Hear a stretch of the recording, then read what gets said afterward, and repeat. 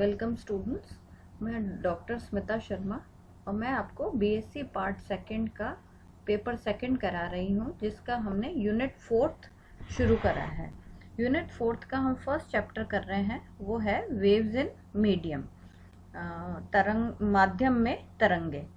उसके अंतर्गत हमने कल वन डायमेंशनल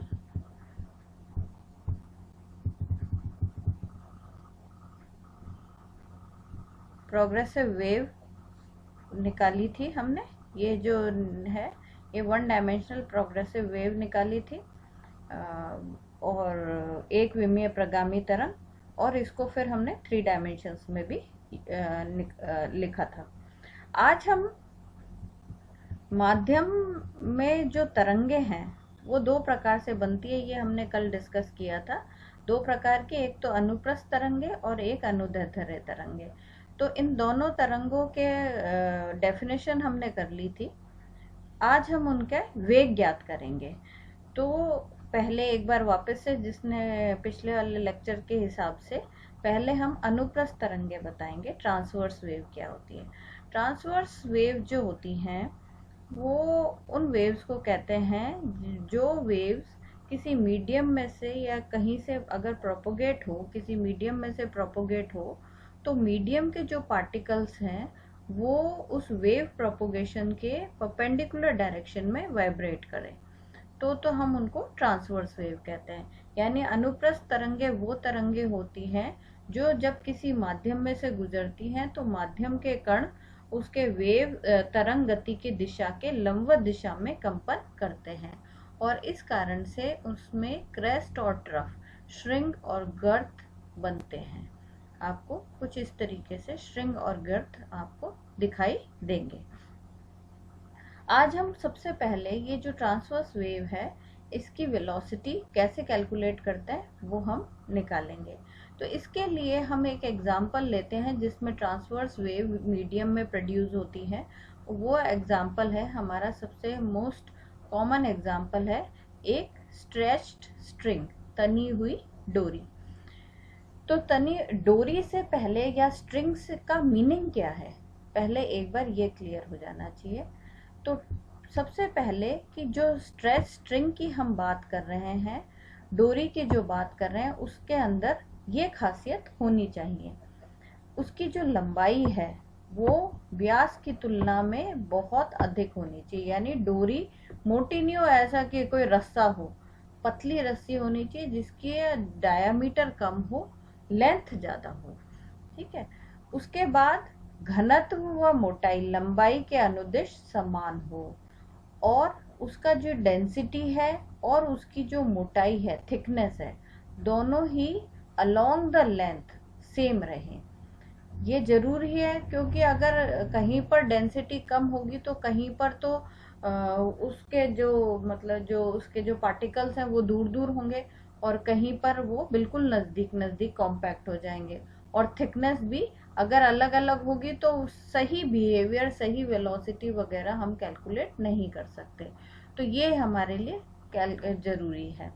साथ ही साथ वो फ्लेक्सिबल होनी चाहिए, क्योंकि अगर हम उसके अंदर डिस्टर्बेंस पैदा करें और वो फ्लेक्सिबल नहीं होगी तो क्या होगी, वो ब्रेक ऑफ हो जाएगी। ठीक है। जिससे और इलास्टिक नहीं होनी चाहिए, इलास्टिक नहीं होनी चाहिए, क्योंकि अगर इलास्टिक होगी तो हम जब उसके अंदर वाइब्रेशंस प्रोड्यूस करेंगे तो उसकी लेंथ चेंज हो जाएगी। तो ये चीज हमारे को ध्यान रखनी है कि डोरी जो हम लेंगे वो इन चीजों को, इन पॉइंट्स को फॉलो करने वाली होनी चाहिए। अब हम इसकी सहायता से हम इसमें वेग पैदा करेंगे और फिर उस वेग की गणना करेंगे। तो अब हमने क्या करा, जब किसी डोरी को उसकी लंबाई के लंबवत खींचकर छोड़ दिया जाए तो वह तनाव के कारण कंपन करने लगती है। आप सभी ने एक कॉमन एग्जांपल, आप कोई भी देखो, कहीं पर अगर डोरी बंधी हुई है, जैसे कपड़े सुखाने की भी डोरी है, वो अगर बंधी हुई है, आप उसको थोड़ा सा खींच के छोड़ दो, कंपन करा के छोड़ दो, तो वो वाइब्रेट करती रहती है। तो वो क्या होगी, उसकी लंबाई के लंबवत दिशा में आप उसको खींचते हो और वो कंपन होती है। इसके ऊपर हमारे म्यूजिकल, इतने सारे म्यूजिकल इंस्ट्रूमेंट्स हैं, गिटार है, ये जो स्ट्रिंग इंस्ट्रूमेंट्स हैं, वो सारे इसी पर बेस्ड है, तो उसमें वाइब्रेशंस प्रोड्यूस होने लगते हैं। तो अब ये जो हम कैलकुलेशन कर रहे हैं, इसके अंदर भी हम कुछ चीज़ें नेग्लेक्ट कर रहे हैं, कुछ चीज़ें हम उनकी उपेक्षा कर रहे हैं। मतलब हम ये मान रहे हैं कि वो जो चीज़ें हैं हमारी नगण्य है, प्रभाव तो छोड़ती हैं लेकिन वो प्रभाव बहुत नगण्य है। तो उनको देख लेते हैं कौन सी चीज़ें हैं जो वास्तव में उपस्थित तो होती हैं लेकिन हम उनको यहाँ पर डेरिवेशन में नगण्य मान रहे हैं। एक तो डोरी में लंबवत विस्थापन, परपेंडिकुलर डिस्प्लेसमेंट जो है उसकी लंबाई के सापेक्ष उपेक्षणीय है। तो जो डोरी में जो हम खींच के उसको छोड़ रहे हैं, वो जो डिस्प्लेसमेंट हो रहा है, वो डिस्प्लेसमेंट उसकी लेंथ के कंपैरिजन में नेग्लिजिबल है, उसको हम निग्लेक्ट कर सकते हैं। दूसरी चीज हम क्या मानते हैं, डोरी में तनाव T प्रारंभिक एवं विस्थापित अवस्था में एक समान रहता है। मतलब जो टेंशन इन द स्ट्रिंग, जो डोरी में टेंशन है, टेंशन क्यों क्रिएट होती है, क्योंकि डोरी दोनों सिरों से बंधी हुई है, क्लैम्प्ड है, इसलिए उसके अंदर टेंशन प्रोड्यूस होती है। और ये हम मान के चलते हैं कि इनिशियल पोजीशन में जब डोरी में कोई आपने डिस्टरबेंस नहीं दिया और दूसरा जब उसको डिस्प्लेस किया, दोनों कंडीशंस में ये जो T है ये आपका सेम रहता है, ये हमने अज्यूम कर लिया है। वेरी कर जाता है थोड़ा सा लेकिन हम उसको नेग्लिजिबल वेरिएशन जो है उसको नेग्लेक्ट कर सकते हैं। फिर तीसरा भाग क्या है, डोरी के अल्पांश भाग एवं बंधे हुए हिस्सों को मिलाने वाली रेखा के मध्य कोण थीटा काफी छोटा होता है। तो इसके अंदर ये चीज हमारे लिए कैलकुलेशन में बहुत काम में आती है। क्या कह रहा है कि जो डोरी का एक छोटा सा भाग जहां हम अध्ययन करेंगे, एक स्मॉल एलिमेंट पे हम हमेशा फॉर्मूला जब हम डिस्क्राइब करते हैं तो हम पूरी डोरी को अध्ययन ना करके हम एक छोटा सा अल्पांश ले लेते हैं, एक स्मॉल एलिमेंट ले लेते हैं। तो जो स्मॉल एलिमेंट है जो हम लेंगे अंडर स्टडी, उसका और जो किनारों पर जो डोरी बंधी हुई है, यानी हॉरिजॉन्टल, भाई हॉरिजॉन्टल डोरी होती है कुछ इस तरीके से बंधी हुई होगी, है ना, यहाँ से किनारों से वो बंधी हुई है, और आप उसका डिस्टरबेंस जो है यहाँ पर हम कहीं पढ़ रहे हैं। तो यहाँ पर जो डिस्टरबेंस है, यहाँ ये स्मॉल एलिमेंट का जो हम पढ़ रहे हैं, ये जो एंगल बनाएगा इस हॉरिजॉन्टल लाइन से, ये एंगल बहुत छोटा है। कहने का मतलब ये हो गया कि जो डोरी का डिस्प्लेसमेंट है दैट इज वेरी स्मॉल, उसका विस्थापन बहुत कम है हॉरिजॉन्टल की तुलना में, इसलिए जो उन दोनों के मध्य कोण बनेगा that will be very small, वो बहुत ज़्यादा छोटा होगा। ये अभी हम डेरिवेशन में ज़्यादा क्लियर कर पाएंगे। और अगर हमें ये चीज़ हमें पता है कि अगर थीटा बहुत छोटा अगर हो तो हम साइन थीटा को टैन थीटा से अप्रॉक्सीमेटली इक्वल मान सकते हैं, ठीक है। तो ये चीज़ हम यूज़ करेंगे आगे, इसलिए हमने यहाँ पर अज्यूम कर लिया है। अच्छा, हमें मालूम है कि डोरी के अंदर सरल आवर्त गति होती है ना, सिंपल हार्मोनिक मोशन होती है क्योंकि वो वाइब्रेट करेगी, है ना। तो इसमें हम ये मानते हैं कि क्योंकि डोरी में सिंपल हार्मोनिक मोशन हो रहे हैं तो डोरी के अल्पांश पर लग रहा बल जो है वो किसके डायरेक्टली प्रोपोर्शनल होगा, उसके अल्पांश के विस्थापन के समानुपाती होगा। यानी जो स्मॉल एलिमेंट लिया है उसका जो डिस्प्लेसमेंट है उसके प्रोपोर्शनल होगा। क्यों, क्योंकि सरल आवर्त गति का रूल है F is equals to minus K X, तो F is directly proportional to x, तो वो चीज़ हमने अज्यूम कर ली। तो ये सारी चीज़ें हमने पूरी तरीके से फॉलो नहीं होती है लेकिन हमने इनको कहीं नेग्लिजिबल मानते हुए इनको डेरिवेशन में इंक्लूड कर लेंगे, ठीक है। तो ये ज़्यादा मतलब अगर आप इनको ले भी लेते हो तो ये ज़्यादा आपके रिजल्ट्स को वेरी नहीं करती, इसलिए हम इनको नेग्लेक्ट करते हैं। अब हम हमारा जो स्टडी है वो करते हैं, डेरिवेशन हमें जो करना है। तो देखो यहाँ चित्र में आपको दो क्लैम्प्ड हिस्से दिखाई दे रहे हैं, एक तो ये रहा, एक ये रहा। इस क्लैम्प्ड हिस्से को हमने कह दिया x बराबर 0 और इसको हमने कह दिया x बराबर l, है ना। अब यहाँ से दोनों सिरों से डोरी बंधी हुई है, हमने क्या करा, यहाँ पर एक जर्क दिया, डोरी को जरा सा जर्क देके छोड़ दिया, तो क्या हुआ, डोरी में डिस्टरबेंस पैदा हुआ, वो धीरे धीरे धीरे धीरे यूँ ट्रेवल करता जाएगा, ट्रेवल करते करते यहाँ पर पहुँच के और ये इस एंड पे ख़त्म होगा। कुछ इस तरीके का बिहेवियर होता है। आप जब भी कभी डोरी को वाइब्रेट करके देखें तो ऐसे ही वाइब्रेशंस प्रोपोगेट होते हैं। तो इस चित्र में इनिशियली क्या होगा, चित्र में स्थिर अवस्था में डोरी दो स्थितियों पर बंधी हुई है। तो जब स्थिर अवस्था में है उस वक्त डोरी का x बराबर 0 और y बराबर 0, यानी यहाँ पर हम क्या मान लेते हैं, ओरिजिन मान लेते हैं, केंद्र बिंदु मान लेते हैं जहाँ से डोरी बंधी हुई है। और जो विस्थापन है वो कौन सी दिशा में हो रहा है, विस्थापन जो है वो डोरी का y दिशा में ये हो रहा है, ये हमने मान लिया। मतलब ये एक्सिस आपकी x है और ये एक्सिस जहाँ पर विस्थापन होगा वो हमारी y होगी। और यहाँ जो डोरी की लंबाई है उसको हमने स्मॉल l ले लिया है। तो x बराबर 0 और x बराबर l पर p बिंदु स्थित है, मतलब ये p ब्लॉक जो है वो स्थित है। तो अब क्या ले लिया, डोरी के कंपनों का विस्थापन y दिशा में हो रहा है, ये मैंने बता ही दिया आपको। तरंग की गति xy तल में हो रही है, दिख ही रहा है आपको, x और y में ही इसकी जो मूवमेंट है वेव की वो x और y प्लेन में ही हो रही है ना। और जो सेकंड टेंशन जो क्रिएट होता है वो इस ब्लॉक के कारण होता है, जहाँ जो x बराबर l पर है, ठीक है। इन दोनों के कारण ये डोरी तनी हुई रहती है। अच्छा, अब इसके अंदर से ये जो एक पल्स प्रोपोगेट कर रही है, इस पल्स को हम फॉर एन इंस्टेंट एक छोटा सा इसका हिस्सा लेते हैं और इसको हम स्टडी करते हैं। तो ये जैसे आपने एक पल्स जनरेट करी, वो पल्स आपकी प्रोपोगेट हो रही है फॉर अ सर्टेन इंस्टेंट, वो यहाँ पर कहीं पर है। तो हम इतना सा हिस्सा, ये पल्स तो पूरी ऐसे करके बनेगी, ठीक है, हम उसका एक छोटा सा हिस्सा अध्ययन के लिए ले लेते हैं। जैसे मान लो इतना सा हिस्सा हमने उसको अध्ययन के लिए ले लिया, तो उसके लिए हम एक अलग से डायग्राम बना लेते हैं। कैसे बनाएंगे देखिए, ये देखिए थोड़ा सा अस्पष्ट सा बना हुआ है, लेकिन वो आपको अभी मैं समझाऊंगी तो समझ आ जाएगा।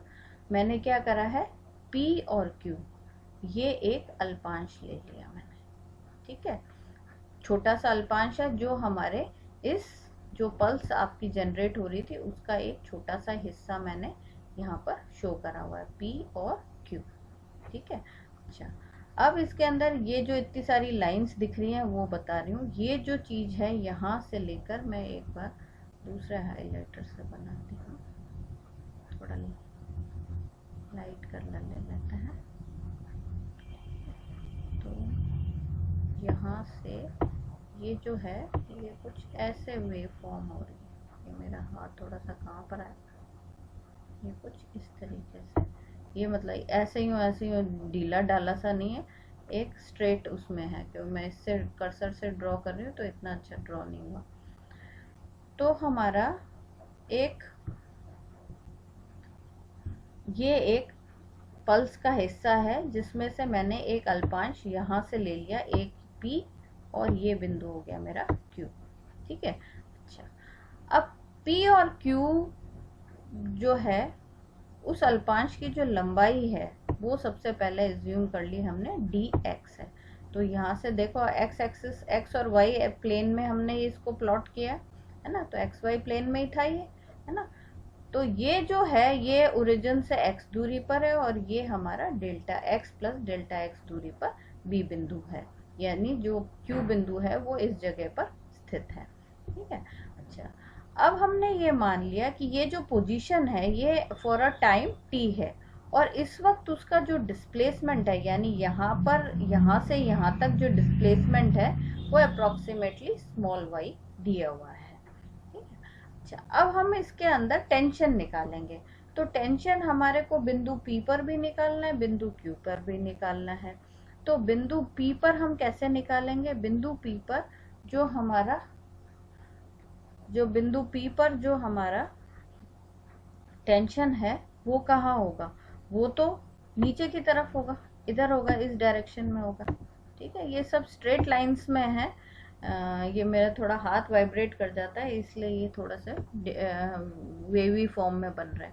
ठीक है, अब इसके अंदर हम इधर आए तो इसके अंदर टेंशन क्या होगा, देखो इसमें क्या हो रहा है, ये कोई भी जो डिस्टरबेंस है वो कैसे जनरेट हो रहा है, वो पहले इसको एनर्जी देता है। तो इस कारण से यहाँ का पार्टिकल यहाँ आया, फिर इधर के पार्टिकल को डिस्टर्ब किया, इधर के पार्टिकल को डिस्टर्ब किया, तो आगे वाला जो फोर्स है वो तो पॉजिटिव डायरेक्शन मतलब आगे की तरफ बढ़ेगा, और जो पीछे के जो पार्टिकल्स हैं वो वापस लौटना शुरू हो जाते हैं, तो उसकी जो टेंशन है वो डाउनवर्ड्स डायरेक्शन में आपको दिखाई देगी।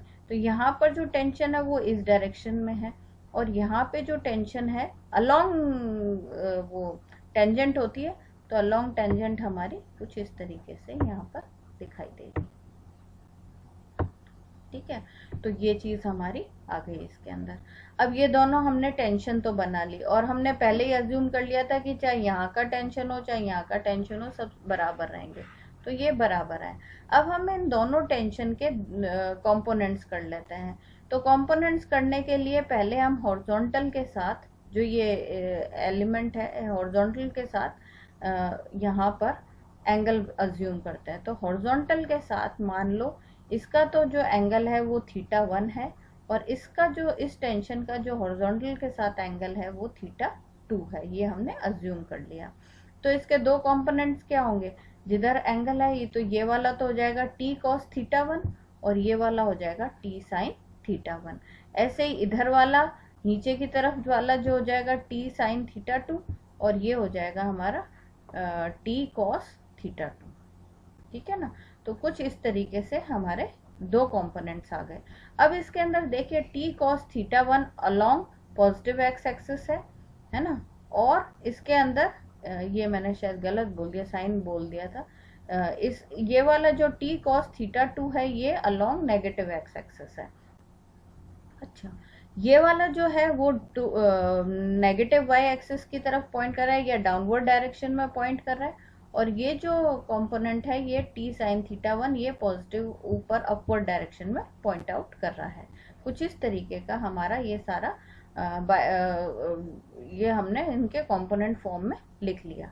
तो अब इसको हम यहाँ पर लिख लेते हैं। देखिए मैंने क्या लिखा है, P व Q पर तनाव स्पर्श रेखा के अनुदिश होगा, अलोंग द टेंजेंट होगा, वो होता ही है, वो हमने अलोंग द टेंजेंट दोनों बना लिए थे, है ना, और हमने उसके दो कंपोनेंट्स भी कर लिए।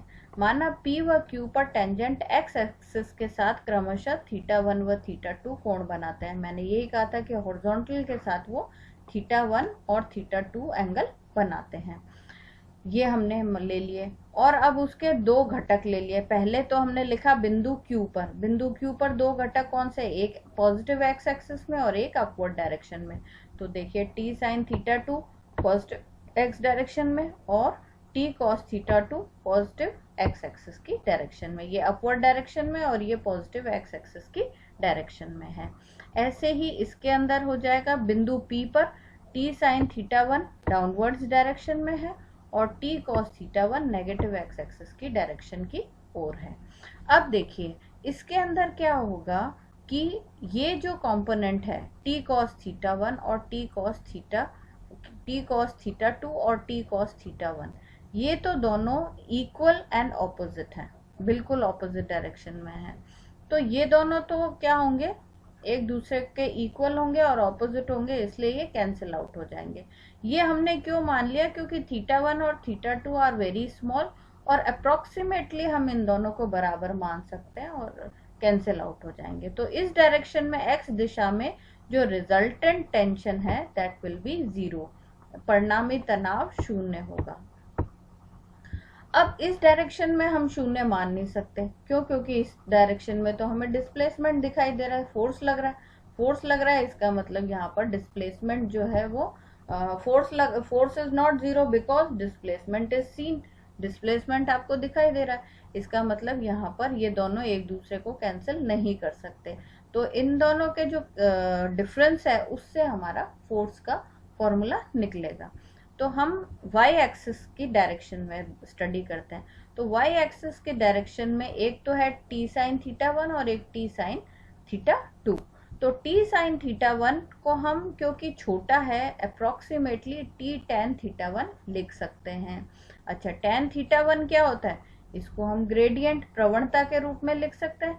तो यहाँ पे प्रवणता कैसे लिखेंगे? Del Y by del X, del Y by del X लिख लिया। और ये किस बिंदु पे लिखा है?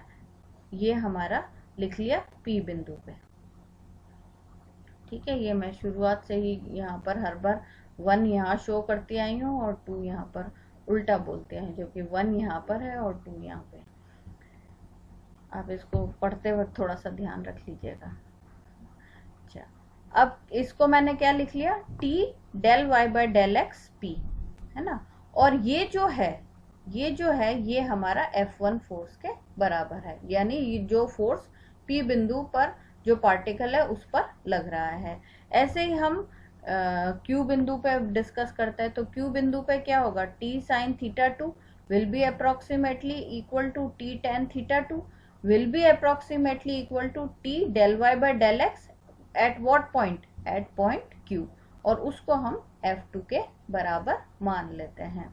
तो अब हमारा रिजल्टेंट जो टेंशन है उसको हम टी वाई लिख लें। वो किसके बराबर होगा? F2 माइनस F1 के बराबर होगा। तो F2 हमारा क्या है? T del Y by del X Q, और F1 है T del Y by del X P. तो हमने T को कॉमन ले लिया और ये चीज लिख ली। ये हमारा resultant tension along y axis बन गया। अब इसको हमें सॉल्व करना है। अब ये सॉल्व करने के लिए हम एक बड़ी मैथ्स की एक छोटी सी ट्रिक काम में लेंगे, वो है हमारी टेलर एक्सपेंशन। तो टेलर एक्सपेंशन के आधार पर अगर जैसे मान लो आपके पास एक न्यूटन ये इक्वेशन है, ये हम सभी ने पढ़ रखी है, v is equals to U plus A T, है ना। तो v को मैं कैसे लिख सकती हूँ? v वेलोसिटी है, इसको del Y by del T लिख सकती हूँ। u है, इसको मैं लिख सकती हूँ del Y by del t. ये इनिशियल पोजीशन पर है, ये फाइनल पोजीशन पे है। तो मैं इसको मान लो इनिशियल पोजीशन मेरी P है और फाइनल पोजीशन Q है, तो इसको P लिख सकती हूँ, इसको Q लिख सकती हूँ। चीज तो वही रहेगी, dy by d t at P, dy by d t at Q। अच्छा, A को मैं कैसे लिख सकती हूँ? Del square y upon del t square लिख सकती हूँ एक्सेलरेशन। और अगर मैं इसको डिफरेंशियल फॉर्म में लिख रही हूँ, क्योंकि डिफरेंशिएशन के, तो ये dt आ जाएगा, है ना। अब ये जो चीज है इसके अंदर मैं t को अगर x से रिप्लेस कर दूं, then what happens? dy by d del y, ये del Y by del x at q will be equal to del Y by del x at p plus del square y upon del x square into d x. तो हमने क्या करा? जहां जहां भी t था वहां पे हमने उसको x से रिप्लेस कर दिया पार्शियल फॉर्म में। ठीक है, ये एक्चुअल में यहाँ भी पार्शियल फॉर्म में ही लिखना चाहिए था हमें, पार्शियल फॉर्म में। तो ये इससे हम ये वैल्यू कैलकुलेट कर पाएंगे। तो इसके आधार पर अगर मैं p को इधर ले जाती हूँ, p वाली टर्म को इधर ले जाती हूँ, तो मेरे पास ये आ जाती है del Y by del x at q minus del Y by del x at p, है ना। और वो किसके बराबर आती है? Del square y upon del x square into d x के बराबर आती है। मैंने वो मान रख दिया, तो मेरे पास ये परिणामी तनाव आ गया। कौन सी दिशा में? वाई दिशा में ये आ गया। अब हम इसको, हमारे को तो हम निकालना क्या चाह रहे थे? हम इतना सारा डिस्कशन कर चुके हैं कि हम बेसिकली भूल जाते हैं कि हम वर्कआउट क्या कर रहे थे। हम ये वर्कआउट कर रहे थे कि ये जो वेव चल रही है, इस वेव की वेलोसिटी कितनी होगी, वेलोसिटी निकालनी है हमारे को। ठीक है, तो अब ये हमने जो तनाव निकाला है, basically it is a force, है ना। तो यदि डोरी की एकांक लंबाई का द्रव्यमान हम स्मॉल m मान ले, और डोरी का जो अल्पांश है जो हमने अंडर स्टडी लिया है, जिसको हमने dx लिखा है, उसके अंदर एक प्रतिक्रिया बल उत्पन्न होगा तनाव के कारण। तो वो प्रतिक्रिया बल कैसे हम रिप्रेजेंट कर सकते हैं? वो हम रिप्रेजेंट कर सकते हैं m dx d square y by d t square से। कैसे लिखा ये मैंने? m इंटू ए, यही होता है हमारा कोई भी बल जो होगा, मास इंटू एक्सेलरेशन होता है। लेकिन मैंने m dx क्यों लिखा? क्योंकि मैंने जो द्रव्यमान माना है वो स्मॉल m प्रति एकांक लंबाई का द्रव्यमान है। It is mass per unit length, और लेंथ हमने कितनी लिया, dx लिए, तो टोटल मास कितना हो जाएगा, टोटल मास हो जाएगा हमारा m dx, और ये हमारा एक्सेलरेशन हो गया del square y by del t square, है ना। अच्छा, अब इक्वेटिंग बोथ इक्वेशन, ये प्रतिक्रिया बल तनाव के कारण उत्पन्न हो रहा है, तो ये दोनों चीजें, जो तनाव का जो बल था वो हमारा बराबर होना चाहिए, तनाव का बल ये था, है ना, परिणामी तनाव ये था, तो परिणामी तनाव जो है ये प्रतिक्रिया बल के बराबर होना चाहिए, तो ये हमने बराबर कर दिया, m dx del square y del t square t del square y del x square dx, है ना। अब हम इसके अंदर से dx तो काट दिया, और हमारे पास क्या आ गया, t by m del square y del x square, ठीक है। अब ये जो इक्वेशन है, ये जो हमने कल जो क्लासिकल वेव इक्वेशन लिखी थी उससे इसकी तुलना करते हैं, तो वो क्लासिकल वेव इक्वेशन देख लेते हैं हम एक बार। हमने जो कल करी थी वो ये थी, डेल स्क्वायर वन डायमेंशनल ले लेते हैं, वन डायमेंशनल ये थी, del square y upon del t square बराबर v square del square y by del x square. तो इससे अगर हम तुलना करें इसकी जो अभी हमने निकाली है, तो उससे क्या हमारे को पता चलता है, उससे पता ये चलता है कि वी स्क्वायर जो है वो हमारा किसके बराबर होना चाहिए, टी बाई एम के बराबर होना चाहिए। तो उस आधार पर हम लिख देते हैं वी स्क्वायर बराबर टी बाई एम, या v बराबर under root t by m. ये जो किसकी वेलोसिटी हमने निकाली, ये वेलोसिटी हमारी डोरी के अंदर जो अनुप्रस्थ तरंग चल रही है उसकी वेलोसिटी है। तो ये ट्रांसवर्स वेव की वेलोसिटी हम बेसिकली इस फॉर्मूले से डिस्क्राइब करते हैं।